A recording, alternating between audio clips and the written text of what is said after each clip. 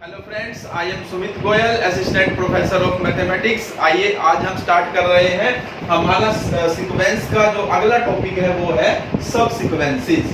तो ये आज हम सीखेंगे कि सब सीक्वेंस क्या होती है और उसके ऊपर बेस्ड थ्योरम्स कौन कौन सी है वो आज हम करेंगे। तो देखिए, अगर आपके पास कोई सीक्वेंस ए एन है, आपने सपोज किया, तो पहले देखिए आप एग्जांपल समझिए फिर डेफिनेशन समझाऊंगा। ये मैंने चार थ्योरम्स में, ये चार एग्जांपल्स में आपको हमेशा लेकर चलता हूँ। ये सीक्वेंस कन्वर्जेंट है, कन्वर्ज कर रही है जीरो को, ये डाइवर्जेंट है, इंफिनिटी की तरफ जा रही है, ये ओसिलेट कर रही है फाइनाइटली, ये -1 या 1 पर जाएगी, और ये ओसिलेट कर रही है इनफाइनाइटली, माइनस इंफिनिटी और इंफिनिटी के बीच में ओसिलेट करेगी। तो ये मैं आपको बहुत बार समझा चुका हूँ। अब आप देखिए, ये आपकी कोई सीक्वेंस है, तो वो ये कहता है कि आपको ए एन के का मतलब है सफिक्स, इसकी बात कर रहे हैं वो, ये सफिक्स मिलेंगे, यानी कि जो टर्म्स है वो मिलेंगी, यानी कि देयर एन के is a strictly increasing sequence of natural number, जो इंक्रीजिंग मोड में होगी, यानी कि पहले एक टर्म आएगी, उसके बाद अगली टर्म पहले वाली टर्म से छोटी होनी चाहिए, यानी कि बाद वाली टर्म। यानी कहने का मतलब ये देखिए, पहले मैंने यहाँ पर 2 टर्म ले, सेकंड टर्म ले ली, फिर मैंने 4th ले ली, फिर 6th ले ली, फिर 8th ले ली, मैं ये टर्म्स लेता जा रहा हूँ। उसके बाद कौन सी ले लूंगा, 10th टर्म ले लूंगा, एंड सो ऑन। तो यानी मेरी क्या आ जाएगी, 1/2, 1/4, 1/6, 1/8, 1/10। तो ये आ गई हमारी, यानी कि मैंने एक नई सीक्वेंस बनाई जो इसमें से टर्म्स को पिक कर कर उठाई है। लेकिन पिक कैसे करनी है, ऑर्डर में। ऑर्डर में करने का क्या मतलब है, ऑर्डर, इसका मतलब है भाई हमें ऑर्डर में करनी है, इंक्रीजिंग मोड में करनी है। इंक्रीजिंग मोड में मतलब देखिए, मैंने पहले सेकंड उठाई है, फिर सेकंड के बाद मैंने कौन सी उठाई है, 4th उठाई है, 4th के बाद मैंने कौन सी उठाई है, 6th उठाई है, 6th के बाद मैंने कौन सी उठाई है, 8th उठाई है, 8th के बाद मैंने 10th उठाई है। अब आपके मन में आएगा कि 10th के बाद 12th ही उठानी चाहिए, लेकिन ऐसा नहीं है। 10th के बाद 12th उठानी चाहिए, इसका मतलब ये नहीं है। हालांकि मैं ऐसे ही उठा रहा हूँ, मैं ऐसे भी बना सकता हूँ। देखिए, मैंने उठाई 1/2, फिर मैंने उठा ली 1/3, फिर मैंने उठा ली 1/6, फिर मैंने उठा ली 1/7, फिर मैंने उठा ली 1/100। इस तरीके से मैं उठा रहा हूँ।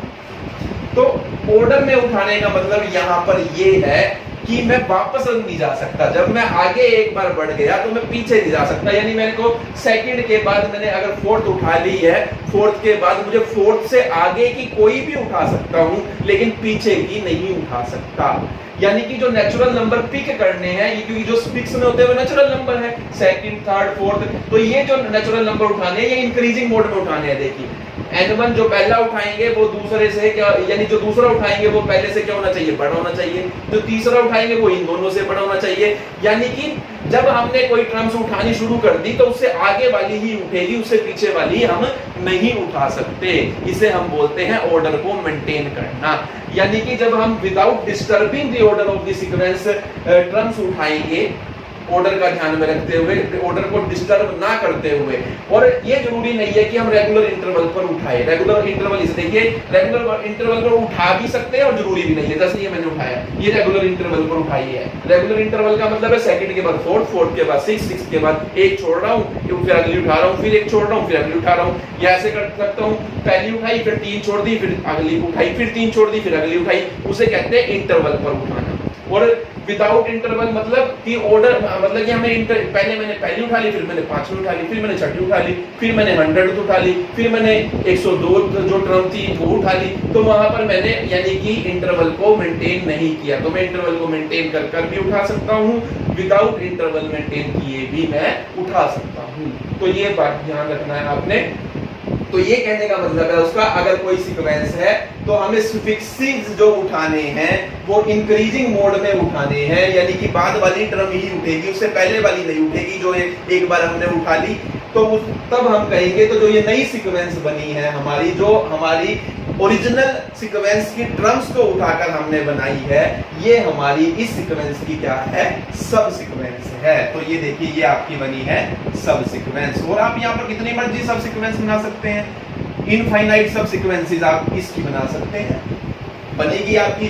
तो अब आप देखिए, ये कहाँ जा रही है, ये भी 0 पर जा रही है और ये भी 0 पर जा रही है। आप देखेंगे तो ये आपको साफ साफ दिख रहा है ये 0 पर क्यों जा रही है, क्योंकि कभी भी माइनस की तरफ तो जाएगी नहीं, और 1 के पार्ट होते जा रहे हैं। वो भी यहाँ भी हो रहे थे, यहाँ भी सेम हो रहे हैं। बस टर्म ही तो बदली है हमने टर्म को, यानी कि यहाँ भी इनफाइनाइट टर्म है, यहाँ भी इनफाइनाइट, यहाँ भी इनफाइनाइट टर्म है। इनफाइनाइट का मतलब यही है जितनी मर्जी आप टर्म निकालो वो फिर भी इनफाइनाइट ही रहेगी। तो इनफाइनाइट शब्द का जो मतलब है, वर्ड का मतलब है, सिंबल का मतलब है, वो यही है कि आप इनफाइनाइट में से जितना मर्जी उठाते रहो वो फिर भी इनफाइनाइट ही रहता है। ये सेट और ये सेट और ये सेट ये सेम यानी इनफाइनाइट सेट है, सेम इनफाइनाइट सेट है। आप देखिए जितनी इसमें टर्म है उतनी इसमें टर्म है। देखने में ये लग रहा है कि इसमें आधी टर्म है क्योंकि आधी तो हमने उठा ली, लेकिन ऐसा नहीं है। ये भी इन्फिनिटी की तरफ जा रहा है, यानी कि इसमें भी इनफाइनाइट नंबर ऑफ टर्म्स है, इसमें भी इनफाइनाइट नंबर ऑफ टर्म्स है और इसमें भी इनफाइनाइट नंबर ऑफ टर्म्स है। तो ये कहाँ जा रही है? हमारी जीरो की तरफ जा रही है। यहाँ से हमारी पहली थ्योरम बनती है, अगर कोई सीक्वेंस कन्वर्जेंट है तो उसकी जितनी भी सब सीक्वेंस आएंगी, तो यहाँ पर इनफाइनाइट सब सीक्वेंस बना सकते हैं, आप कुछ भी बना सकते हैं, तो जितनी भी सब सीक्वेंसेस आएंगी वो भी सेम नंबर की तरफ कन्वर्ज करेगी जिस नंबर पर हमारी ओरिजिनल सीक्वेंस कन्वर्ज कर रही है। ये आपको ध्यान रखना है। तो ये हमारी पहली थ्योरम है, every subsequence of convergent sequence converges to the same limit, यानी कि किसी अगर कोई कन्वर्जेंट सीक्वेंस है तो उसकी जितनी सब सीक्वेंस बनेगी वो सेम लिमिट को कन्वर्ज करेगी जिसको ओरिजिनल सीक्वेंस कन्वर्ज कर रही है। ये हम प्रूव करेंगे। ये अभी मैंने एग्जांपल से समझाया। डेफिनेशन समझाइए पहले क्या होती है। डेफिनेशन आप समझ गए होंगे, यानी कि ओरिजिनल सीक्वेंस में से सब यानी कि टर्म्स को पिकअप करना ऑर्डर को मेंटेन करते हुए, but not necessarily the interval. जो हमारी नई सीक्वेंस बनेगी वो हमारी क्या कहलाएगी? सब सीक्वेंस कहलाएगी उस सीक्वेंस की। अब देखिए, अब ये डाइवर्जेंट का केस है, इसमें भी मैं ऐसे उठा लेता हूं। ये तो आपकी हुई इसकी, ये थी इसकी, अब इसकी बात कर रहे हैं। तो इसके लिए देखिए मैं क्या क्या उठाता हूं। मैंने बनाई 1 3 5 7 9, ये उठाई। एक मैंने उठाई 1, फिर 100 उठा ली, फिर मैंने उठा ली 102, फिर मैंने उठा ली 200 टर्म, फिर मैंने उठा ली 250 टर्म, ये मैंने उठा ली। तो ये भी डाइवर्जेंट है, ये भी इन्फिनिटी पर ही जाएगी और ये भी इन्फिनिटी पर ही जाएगी। यानी कहने का मीन्स ये है, अगर कोई सीक्वेंस डाइवर्जेंट हो तो उसकी जो सब सीक्वेंस बनेगी वो भी डाइवर्जेंट ही बनेगी। और डाइवर्जेंट सीक्वेंस कहा जाती है या तो प्लस इन्फिनिटी पे या माइनस इन्फिनिटी पे। अगर डाइवर्जेंट सीक्वेंस प्लस इन्फिनिटी पर जा रही है तो उसकी जो सब सीक्वेंस बनेगी वो भी प्लस इन्फिनिटी पर जाएगी, और अगर ये माइनस इन्फिनिटी पर जा रही है तो इसकी जितनी भी सब सीक्वेंस बनेगी वो भी माइनस इन्फिनिटी पर ही जाएगी। ये हमारी सेकंड थ्योरम है जो हम करेंगे कि every divergent sequence, सब sequence of every divergent sequence is also divergent, यानी कि किसी डाइवर्जेंट सीक्वेंस की जितनी भी सब सीक्वेंसेस आएंगी वो सारी की सारी भी डाइवर्जेंट ही होगी। अगली देखिए, अब है ओसिलेटिंग फाइनाइटली का केस। यहां पर मैंने क्या किया, 1 1 वाली को पिक कर लिया, एक मैंने पिक कर लिया -1 वाली। देखिए -1 को बार बार पिक करता जा रहा हूँ क्योंकि टर्म्स ही तो पिक करनी है, इसकी टर्म्स ही 1 और -1 है 1। तो ये कहाँ कन्वर्ज कर रही है 1 पर, और ये कहाँ कन्वर्ज कर रही है -1। तो यानी कि ओसिलेटिंग फाइनाइटली जो सीक्वेंस होती है वो ना तो कन्वर्जेंट होती ना डाइवर्जेंट होती, लेकिन जो उसकी सब सीक्वेंस बनेगी वो हमेशा क्या बनेगी? कन्वर्जेंट बन सकती है, हमेशा नहीं बनेगी, ये कहना तो हम कह नहीं सकते। तो यानी कि जो ये हमारी ओसिलेटिंग फाइनाइटली सीक्वेंस है उसकी जो सब सीक्वेंस है वो कन्वर्जेंट हो सकती है।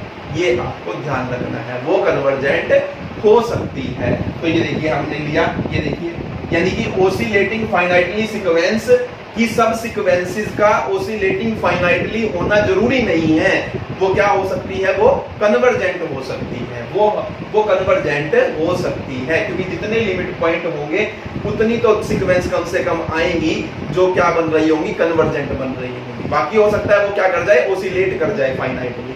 तो ये आपको ध्यान रखना है।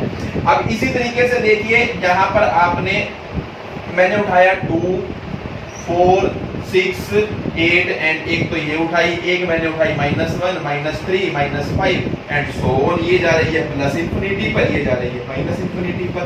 तो ओसिलेटिंग इनफाइनाइटली सीक्वेंस की सब सीक्वेंस ओसिलेटिंग इनफाइनाइटली ही हो ऐसा बिल्कुल भी जरूरी नहीं है। तो वो क्या हो सकती है, वो डाइवर्ज कर सकती है। देखिए डाइवर्ज कर रही है, ये प्लस इंफिनिटी पर और ये माइनस इंफिनिटी पर, ये डाइवर्ज कर रही है। और अब देखिए एक और लिख रहा हूं मैं सीक्वेंस, ये मैंने लिखी 1 1/2, 3 1/4 और ये क्या लिखी है मैंने 5 1/6 एंड सो ऑन। अब मेरे पास एक सीक्वेंस ऐसी भी है, इसकी एक सीक्वेंस कैसी बनेगी, कन्वर्जेंट और एक डाइवर्जेंट बनेगी। तो देखिए यहाँ पर मैं अगर 1 3 5 7 को उठाता हूँ, ये इंफिनिटी पर जा रही है, और मैं अगर 1/2 1/4 1/6 को उठाता हूँ तो ये कहाँ जा रही है, ये जा रही है 0 पर। यानी कि एक सीक्वेंस कन्वर्जेंट है और एक डाइवर्जेंट है। यानी किसी सीक्वेंस की जो सब सीक्वेंस है हो सकता है उसमें से कुछ कन्वर्जेंट हो और कुछ डाइवर्जेंट हो। तो ये ध्यान रखना है। यहाँ पर हमारी मेनली जो दो थ्योरम बनेगी, देखिए कन्वर्जेंट सीक्वेंस की सब सीक्वेंस का नेचर सेम होता है, कहने का मीन्स ये है।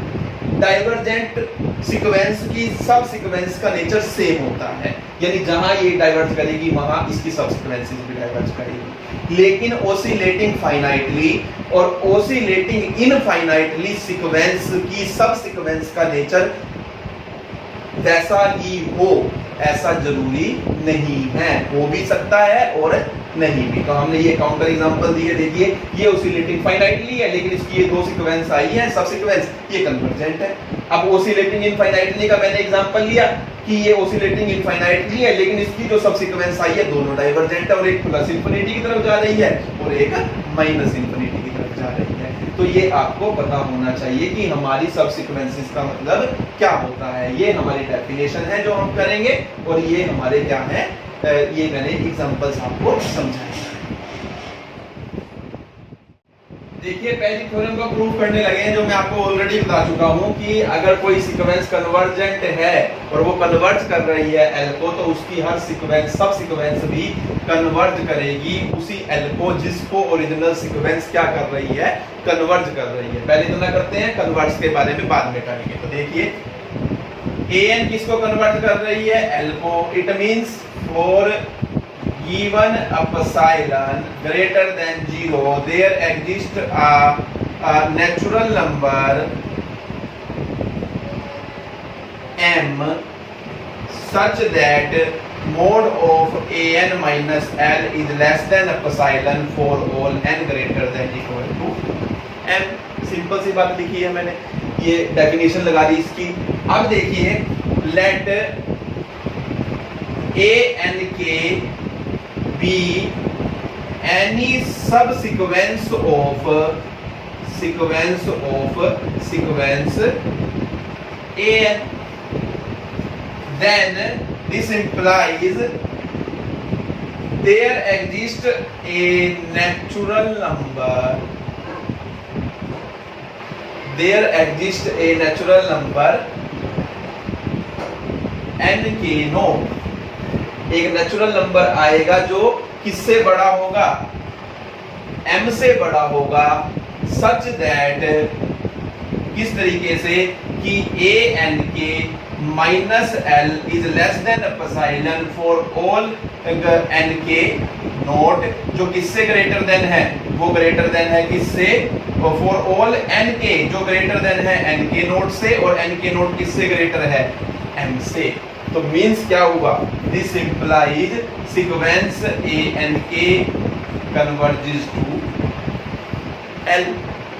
देखिए अब लिखने में तो बहुत इजी लगा, मैंने लिख दिया, आपको लगा बहुत इजी है, अब है भी इजी, बात समझने की है। देखिए अब आपने कहा कि ए एन कन्वर्ज कर रही है एल को, ये आपकी टर्म्स है इसकी, ये आप मानिए ये A1 है, ये A2 है, ये A3 है, और ये A4, A5, A6, और ये कन्वर्ज कर रही है L को, इस नंबर की तरफ ये जाती जा रही है, यानी कि L की तरफ कन्वर्ज कर रही है।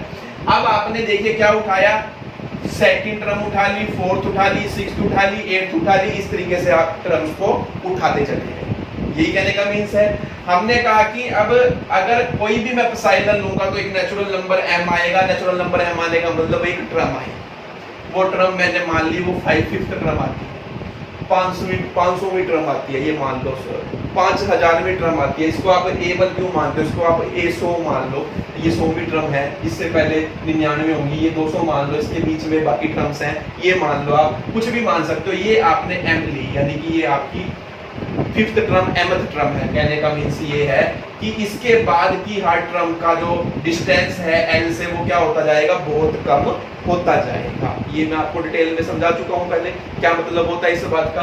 अब देखिए, अब जब आपने ये सब सीक्वेंस बनाई, यानी आपने A2 उठाया, A4 उठाया, A6 उठाया, तो यहाँ पर भी तो इस जो ये सब सीक्वेंस है, देखिए सब सीक्वेंस में किसकी ट्रम आ रही है, इसी की तो ट्रम आ रही है, यानी इस सब सीक्वेंस में भी तो एक नंबर आएगा। ये देखिए ये A6 आ रहा है, जो किससे बड़ा है, M से बड़ा है। तो मैंने ये कहा कि एक नंबर आएगा N के नोट, यानी कि मैंने इसको नाम दे दिया, ये N के नोट नंबर आया है। ये क्योंकि ये सब सीक्वेंस में से आया है, इसलिए इसको इस फॉर्म में लिखना जरूरी है, क्योंकि सब सीक्वेंस को हम इस तरीके से शो करते हैं ना, ANK ऐसे। तो इसलिए हमने जो ये नंबर लिया है NK नोट, इस फॉर्म का लिया है। ये किससे बड़ा होगा, M से बड़ा होगा। होगा या नहीं होगा, ये तो क्लियर दिख रहा है आपको। और किस तरीके से होगा कि अब इसके बाद जितनी भी टर्म्स आएंगी इस सब सीक्वेंस की, उनका जो डिस्टेंस होगा L से, तो उनका भी ऑटोमेटिकली, जब ये पास आ रही है 5th के बाद वाली सारी ट्रम, इसके बाद जितनी भी ट्रम उठेगी 8वीं 10वीं 12वीं 14, मैं तो रेगुलर इंटरवल पर उठा रहा हूं, तो वो भी तो L के पास जाएगी। तो उनका के भी तो बीच का डिस्टेंस क्या होता जा रहा है, लेस देन एप्सिलॉन होता जा रहा है। यानी हर n के जो, यानी हर बाद वाली ट्रम वो किस फॉर्म में है, NK की ट्रम में, सब सीक्वेंस में बात कर रहे हैं, और वो किससे बड़ी होगी, NK नोट से बड़ी होगी। जो आपने एक ट्रम चूज की थी वो 6 आई थी NK नोट, और वो किससे बड़ी थी, वो M से बड़ी थी, तो ये आपने लिया। यानी ANK माइनस L का मोड भी लेस देन एप्सिलॉन होगा for all NK greater than M। It means क्या हुआ, जो सीक्वेंस ANK है वो कन्वर्ज कर रही है N पर। प्रूफ हो गया हमारा, बिल्कुल सिंपल सा प्रूफ है, लेकिन कन्वर्स ट्रू नहीं है इसका, तो हम लिखेंगे but converse is not true. Means क्या है, अगर हमारी कोई सीक्वेंस कन्वर्जेंट ना हो, अगर हमारी कोई सीक्वेंस कन्वर्जेंट ना हो, तो क्या हो सकता है, तब भी वो कन्वर्ज कर सकती है उसकी सब सीक्वेंस, तब भी उसकी सब सीक्वेंस क्या कर सकती है, कन्वर्ज कर सकती है। तो उसका एग्जांपल देना आपने, -1 की power n is not a convergent sequence. ये कन्वर्जेंट सीक्वेंस नहीं है क्योंकि ये ऑसिलेटिंग फाइनाइटली है, बट मैं इसकी सब सीक्वेंस लेता हूं -1 -1 -1, ये सीक्वेंस ये कन्वर्ज कर रही है -1 पर। मैं लेता हूं 1 1 1 एंड सो ऑन, 1 1 बार लिखता रहता हूं, ये कन्वर्ज कर रही है 1 पर। यानी सीक्वेंस कन्वर्जेंट ना हो तब भी उसकी जो सब सीक्वेंस है वो कन्वर्जेंट हो सकती है। तो ये कन्वर्स का मीन्स है, यानी कि अगर कोई सीक्वेंस कन्वर्जेंट है तो उसकी सब सीक्वेंस कन्वर्जेंट जरूर होगी, लेकिन अगर कोई सीक्वेंस कन्वर्जेंट नहीं है तब उसकी जो सब सीक्वेंस है तब भी वो कन्वर्जेंट हो सकती है।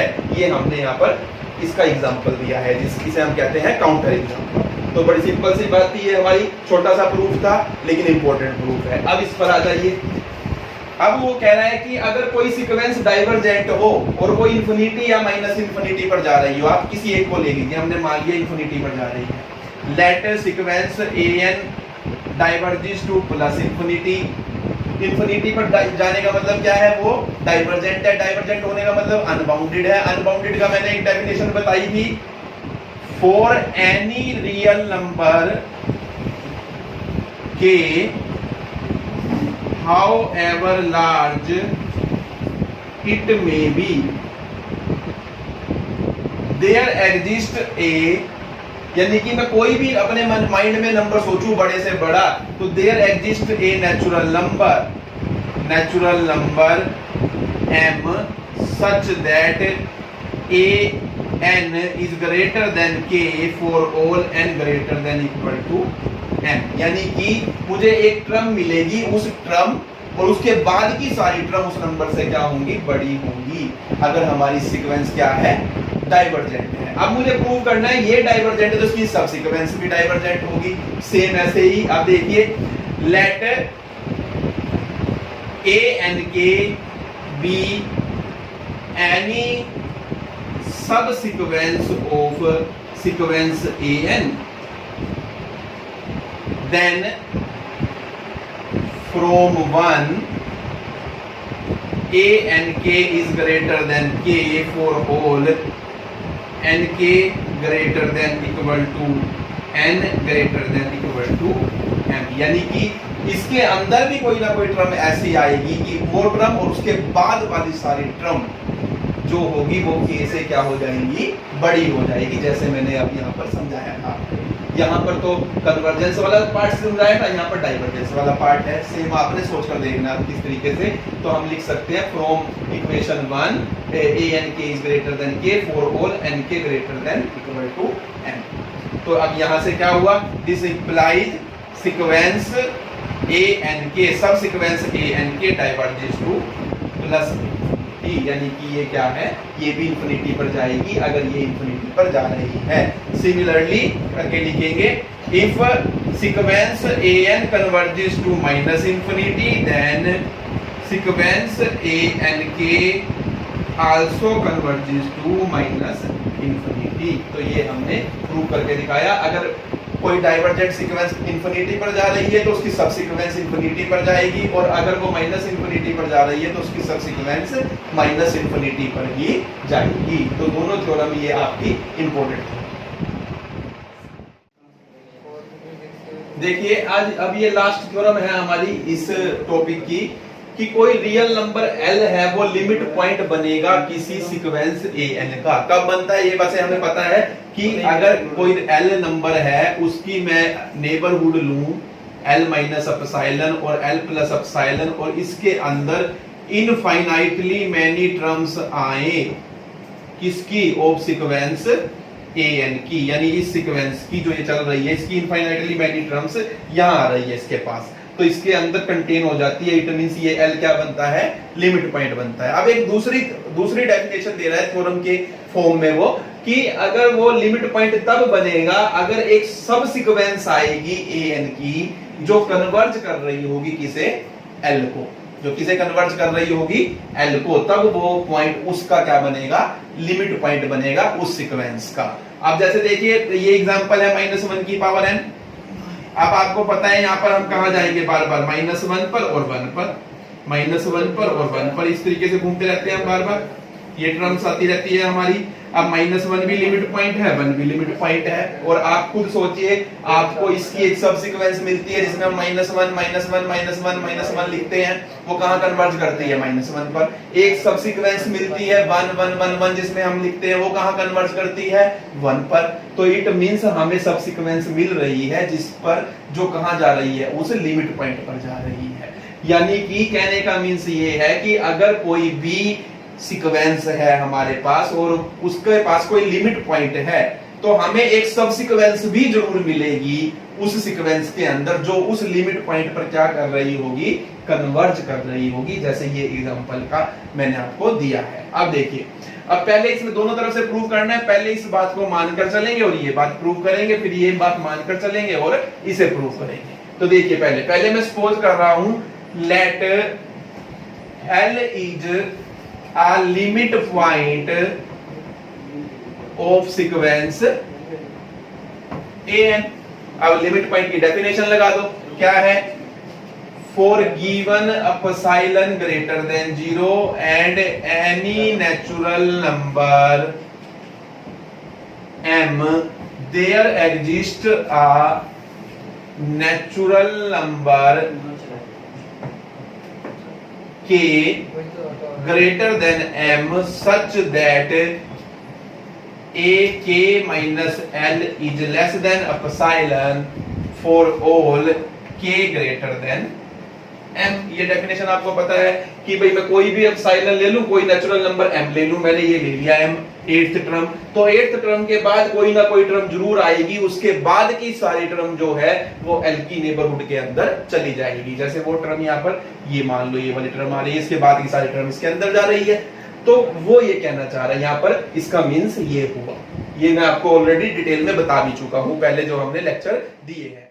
There exist a natural number, मैंने कहा कि कोई नंबर आएगा उसको मैंने नाम दिया n1, एक नेचुरल नंबर आएगा n1 जो किससे ग्रेटर होगा, 1 से, सच दैट कि an1 माइनस l जो होगा वो लेस देन होगा किससे, एप्सिलॉन से, यानी 1 से। फॉर किसके लिए, फॉर ऑल के हमने क्या लिया है, फॉर ऑल n1 जो किससे ग्रेटर है, 1 से।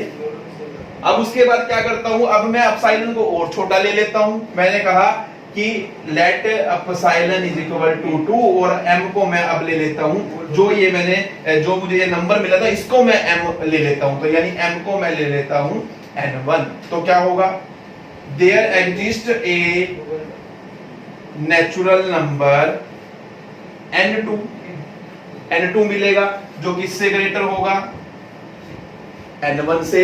और किस तरीके से मिलेगा कि an2 माइनस l जो हो जाएगा वो लेस देन किससे हो जाएगा, एप्सिलॉन से। एप्सिलॉन आपने लिया है, सॉरी 1/2 लेना था, मैंने 2 लिख दिया, 1/2 से फॉर ऑल किसके लिए, for all n2 greater than n1। ये देखिए n2 ग्रेटर देन n1 के लिए, यहाँ n1 ग्रेटर देन 1 के लिए। अब देखिए फिर मैं लेता हूं एप्सिलॉन इज इक्वल टू 1/3 और मैं m को ले लेता हूं, अब क्या ले लेता हूं मैं, n2 जो यहाँ k मिला है मुझे, इसको मैं लेता हूं n2। तो there exist a natural number n3 greater than किससे, n2 से, जो हमने m लिया है, such that an3 minus l is less than 1/3 for all n3 greater than n2। अब यहां पर इसी तरीके से अगर हम चलते रहेंगे तो कहीं ना कहीं हम क्या लेंगे, k, यानी कि यहां पर 1/k ले लेंगे। k का मतलब कुछ भी ले लिया आपने, 100 पर ले लिया, लाख पर ले लिया, 10 लाख पर ले लिया, 1/10 लाख ले लिया, यानी k कोई जनरल टर्म ले लिया हमने। और m को क्या लेंगे, m को आप ले रहे हैं n k माइनस 1, क्योंकि देखिए जो आप यहां लेते हैं उससे यहां अब जनरलाइज करना आपने। देखिए यहां पर m को क्या लिया था, n1 यहां 2 था, तो यहां 3 था तो 2 लिया था, यहाँ k है तो हम क्या लेंगे, nk माइनस 1 लेंगे।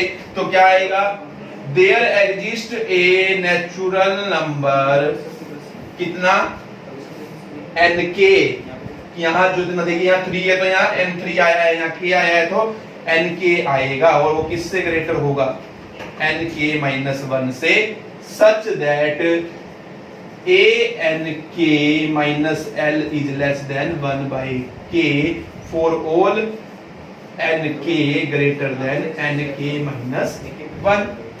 इसी तरीके से अब मैं इससे अगली टर्म निकाल रहा हूं, यानी 2 टर्म निकाल रहा हूं जनरल टर्म। अब देखिए यहां पर अब मैं ले रहा हूं epsilon is equal to 1/k plus 1 and तो m क्या मिलेगा, nk मिलेगा। और there exist a natural number कितना मिलेगा आपको, nk प्लस 1 जो किससे ग्रेटर देन होगा, nk से। और किस तरीके से मिलेगा कि ank plus 1 minus l is less than 1/k plus 1 for all nk plus 1 is greater than nk। And फिर ये चलती रहेगी process. This implies we have a subsequence ank। ये टर्म्स आ रही है तो यानी सब सीक्वेंस मिल रही है हमें, ये देखिए जो बनती जा रही है हमारी, ये n1 टर्म आई है, n2 टर्म आई है, n3 टर्म आई, सब सीक्वेंस की, सब सीक्वेंस ank ऑफ an। अब हमें ये तो प्रूव कर दिया कि ये मैथमेटिकल इंडक्शन से, बाय मैथमेटिकल इंडक्शन। अब देखिए now we claim that sequence A N K converges to L. अब हमें ये प्रूव करना रहेगा कि सब सीक्वेंस तो आ गई और ये सब सीक्वेंस किसको कन्वर्ज करेगी, एल को कन्वर्ज करेगी। और एल क्या चीज है, लिमिट पॉइंट है सीक्वेंस ए एन का। अब कैसे करेगी देखिए, अब देखिए आप for any epsilon greater than 0, मैं कोई भी एप्सिलॉन सोच लूं, there exist a natural number, there exist a natural number k naught such that 1 by k naught is less than epsilon. यानी कि मैं कोई भी नेचुरल नंबर यानी कोई भी एप्सिलॉन सोचूं छोटे से छोटा, यानी 1 का कोई ना कोई पार्ट तो एग्जिस्ट करेगा। यानी 1 अगर मैं मान लो एप्सिलॉन को सोचूं भी मैंने 0.01 लिया, यानी कहने का मींस क्या है 1/100 लिया, तो एक नेचुरल नंबर क्या आएगा 1000। तो अगर मैं 1/1000 कर दूं तो क्या ये 1/1000 है 1/k नोट है, यानी कि जो नेचुरल नंबर का रेसिप्रोकल है वो इस एप्सिलॉन से क्या है, छोटा है। यानी कि हमें जो भी कोई भी एप्सिलॉन में सोचूं उससे बड़ा नेचुरल नंबर जरूर मिलेगा, हमें एक नेचुरल नंबर जरूर मिलेगा कि जिसका रेसिप्रोकल इस एप्सिलॉन से जो मैंने सोचा है वो क्या होता होगा, छोटा होता होगा। अब इसे कहिए आप, एक तो आपकी ये जो आई थी इसे कहिए आप इक्वेशन नंबर 1 और इसे कहिए इक्वेशन नंबर 2 फ्रॉम 1 and 2। तो यहां से देखिए a n k minus l का मोड लेस देन किससे है, 1/k से, और 1/k किससे लेस होगा, 1/k नोट से जरूर लेस होगा। यानी एक नेचुरल नंबर ऐसा भी तो जरूर मिलेगा ना जो इससे छोटा होता होगा। यानी कि हमने कहा कि 1/k जो है वो 1/k नोट से भी छोटा, और ये किससे छोटा है, एप्सिलॉन से। किसके लिए, for all k greater than equal to k naught के लिए, k greater than equal to k naught के लिए। ये n के यहां लिखना था, ऐसे लिखना था, थोड़ा मैंने गलत लिखा, यानी कि n greater than equal to m के लिए वाली पोजीशन हमारी आ गई। इट मींस क्या हुआ कि जो सीक्वेंस a n k है वो कन्वर्ज कर रही है किसे, l को। यानी कि हमारी जो सब सीक्वेंस एक आई है वो किसे कन्वर्ज कर रही है, उस लिमिट पॉइंट को कन्वर्ज कर रही है जो लिमिट पॉइंट था गिवन सीक्वेंस का। तो ये हमने यहाँ पर प्रूव किया। अब इस बात को एक बार और समझ लीजिए ग्राफ से क्या हम कर रहे हैं, क्योंकि आपको यहाँ पर ये तो लिखना तो आपको आ गया होगा, क्योंकि मैंने लिखा इस तरीके से कि आपको एकदम समझ आ गया होगा कि भाई हमें लिखना कैसे है। अब इस बात का मतलब क्या है, क्या कर रहा है वो और देख लीजिए आप। अब यहाँ पर देखिए उसने कहा एप्सिलॉन को 1 ले लेते हैं, यानी आपने 1 लिया एप्सिलॉन को, और यानी कोई डिस्टेंस ले लिया जो 1 है, यानी इतना बड़ा है या इससे भी बड़ा, इतना बड़ा है, ये एप्सिलॉन इक्वल टू 1 है आपका। अब उसने कहा कि एक टर्म आएगी, पहली टर्म, ये पहली टर्म है आपकी, कि पहली टर्म आएगी तो एक नेचुरल नंबर यहाँ पर तो एक नेचुरल नंबर n1 भी आएगा जो इस टर्म से, यानी कि एक टर्म ऐसी भी आएगी जो इस पहली टर्म से क्या होगी, आगे होगी, यानी कि इधर की तरफ मिलेगी हमें a2 a3 a4 a5 जितनी भी टर्म्स है इनफाइनाइट, इनमें से एक टर्म मिलेगी। किस तरीके से मिलेगी कि n1 माइनस l का अगर मैं मोड निकालूंगा वो लेस देन 1 आएगा। यानी कि जो ये डिस्टेंस है, इतना डिस्टेंस, वो डिस्टेंस देखिए कहां तक है, इतना डिस्टेंस लीजिए, इतना डिस्टेंस ये देखिए यहाँ पे, यानी कि ये यहां से लेके यहां तक का डिस्टेंस, यानी वो टर्म आपको 7th टर्म मिली, ये 7th टर्म मिली है जिसका डिस्टेंस, जिसकी बाद वाली टर्म का जो डिस्टेंस है वो लेस देन क्या होगा, 1 होगा, किससे, l से। यानी ये हमें n1 मिला है, ये आपको क्या मिला है, n1 मिला है। अब वो कह रहा है कि आप एप्सिलॉन को छोटा कर दो। एप्सिलॉन को छोटा करने का मतलब हाफ ले लो आप, इसका और हाफ ले लो आप, और m को आप सोचो, अब जो आपने टर्म सोची है वो 7th टर्म सोची है, कि 7th टर्म सोची, तो अब आपको एक टर्म मिलेगी 7th टर्म के बाद, तो वो जिसका ये देखिए अब ये डिस्टेंस कहां से कहां तक आएगा, ये इतना, यानी कि ये, यानी कि यहां पर देखिए कोई टर्म आती होगी, मान लो वो 100th टर्म आती है हमारी, ये हमारी n2 बनेगी। तो क्योंकि इसके बाद की जितनी भी टर्म्स हैं उनका जो डिस्टेंस होगा इस l से वो क्या होगा, इस एप्सिलॉन से छोटा होगा, यानी एक दूसरी टर्म मिल गई हमें।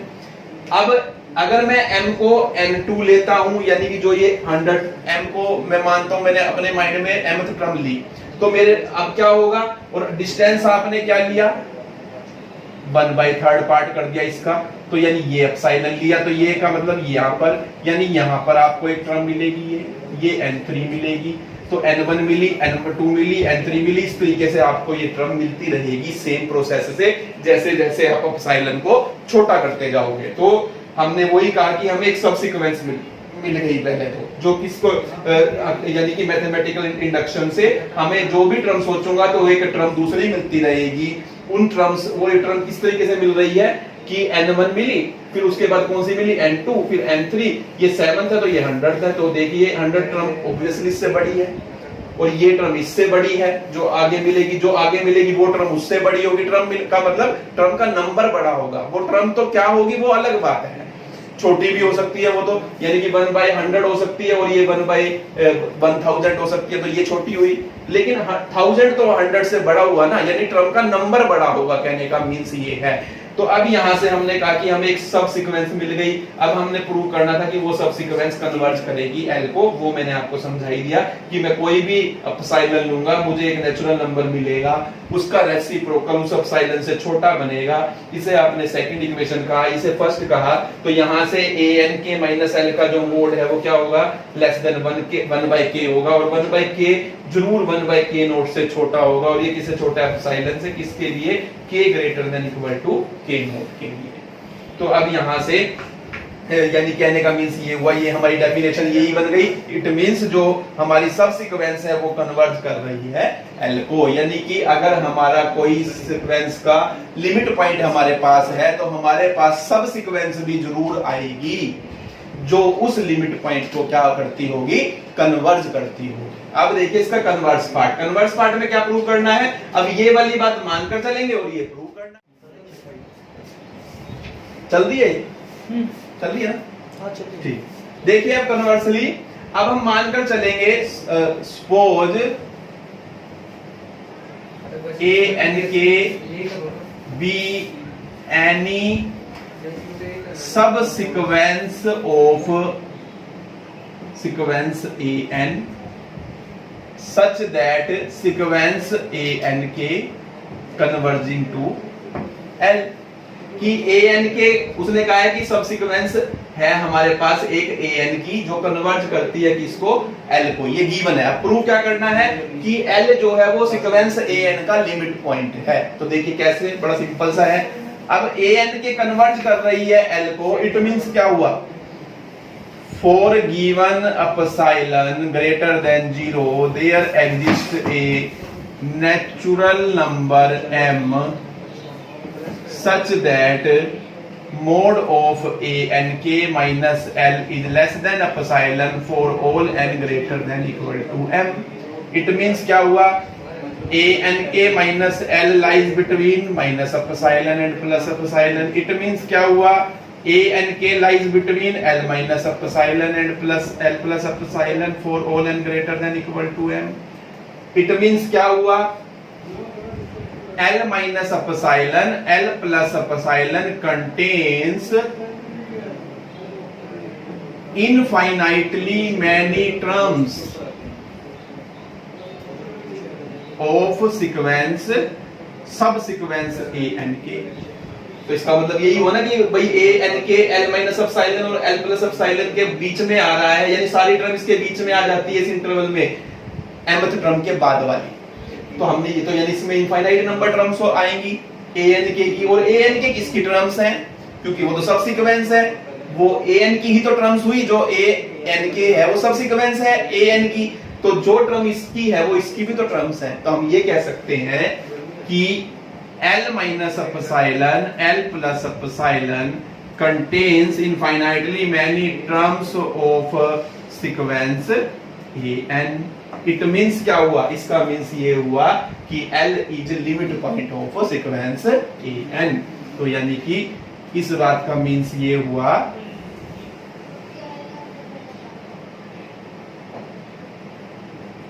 l is limit point of sequence a n, और यही हमें प्रूव करना था। तो देखिए बड़ा सिंपल सा प्रूफ था ये। तो इस तरीके से हमें ये प्रूव करना है। तो इसी के साथ हमारा जो ये सब सीक्वेंस का सब टॉपिक चल रहा था सीक्वेंस का, वो यहाँ पर खत्म हो जाता है।